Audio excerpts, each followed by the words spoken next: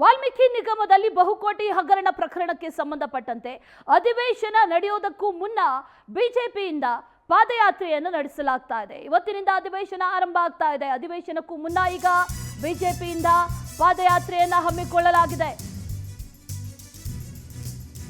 ಪ್ರತಿಭಟನೆಗೆ ಮುಂದಾಗ್ತಾ ಇದೆ ಬಿಜೆಪಿ. ಅಧಿವೇಶನಕ್ಕೂ ಮುನ್ನ ಸದನದ ಹೊರಗೂ ಕೂಡ ಪ್ರತಿಭಟನೆಯನ್ನ ಮಾಡೋದಕ್ಕೆ ಮುಂದಾಗಿರೋದು.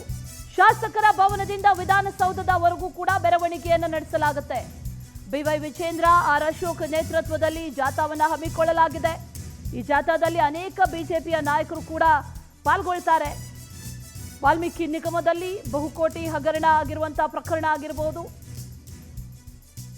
ಇನ್ನಿತರ ಹಗರಣಗಳ ವಿರುದ್ಧ ಈಗ ಪಾದಯಾತ್ರೆಗೆ ಮುಂದಾಗಿರೋದು ಬಿಜೆಪಿ. ಕಲಾಪ ಆರಂಭಕ್ಕೂ ಮುನ್ನ ಬಿಜೆಪಿಯ ಪಾದಯಾತ್ರೆ ಆರಂಭ ಆಗುತ್ತೆ. ಅಧಿವೇಶನಕ್ಕೂ ಮುನ್ನ ಪಾದಯಾತ್ರೆಯನ್ನ ಹಮ್ಮಿಕೊಂಡಿದ್ದಾರೆ. ಶಾಸಕರ ಭವನದಿಂದ ವಿಧಾನಸೌಧದವರೆಗೂ ಕೂಡ ಈ ಮೆರವಣಿಗೆ ನಡೆಯುತ್ತೆ. ಮೆರವಣಿಗೆಯ ಮೂಲಕ ಸದನಕ್ಕೆ ಆಗಮಿಸ್ತಾರೆ.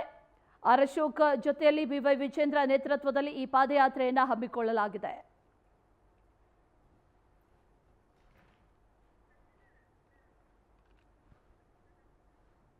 ಅಧಿವೇಶನ ಇವತ್ತಿನಿಂದ ಆರಂಭ ಆಗ್ತಾ ಇದೆ. ಬಹಳ ಕುತೂಹಲವನ್ನ ಕೆರಳಿಸಿರುವಂತಹ ಅಧಿವೇಶನ ಒಂದು ಕಡೆಯಾದ್ರೆ, ಮತ್ತೊಂದು ಕಡೆಯಲ್ಲಿ ಬಿಜೆಪಿ ಸಕಲ ಸಿದ್ಧತೆಗಳನ್ನ ಕೂಡ ಮಾಡಿಕೊಂಡಿದೆ. ಯಾವ ರೀತಿಯಲ್ಲಿ ಸರ್ಕಾರವನ್ನ ಕಟ್ಟಿ ಹಾಕಬೇಕು, ಪ್ರಶ್ನೆಗಳ ಮೂಲಕ, ಹಗರಣಗಳ ಮೂಲಕ ಅನ್ನುವಂತಹ ನಿಟ್ಟಿನಲ್ಲೂ ಕೂಡ ಸಾಕಷ್ಟು ತಯಾರಿಯನ್ನ ನಡೆಸಿಕೊಂಡಿರುವಂತಹ ಬಿಜೆಪಿ ಇವತ್ತು ಪಾದಯಾತ್ರೆಯನ್ನು ನಡೆಸಲಿದೆ. ಶಾಸಕರ ಭವನದಿಂದ ವಿಧಾನಸೌಧದವರೆಗೂ ಕೂಡ ಪಾದಯಾತ್ರೆಯನ್ನ ನಡೆಸಿ ಆ ನಂತರದಲ್ಲಿ ಸರ್ಕಾರಕ್ಕೆ ಒಂದು ರೀತಿಯಲ್ಲಿ ಬಿಸಿ ಮುಟ್ಟಿಸುವ ಪ್ಲಾನ್ ಕೂಡ ಈಗ ಮಾಡಿಕೊಂಡಿರೋದು. ಬಿವೈ ವಿಜೇಂದ್ರ ಹಾಗೂ ಆರ್ ಅಶೋಕ್ ನೇತೃತ್ವದಲ್ಲಿ ಪಾದಯಾತ್ರೆ ನಡೆಯಲಿದೆ.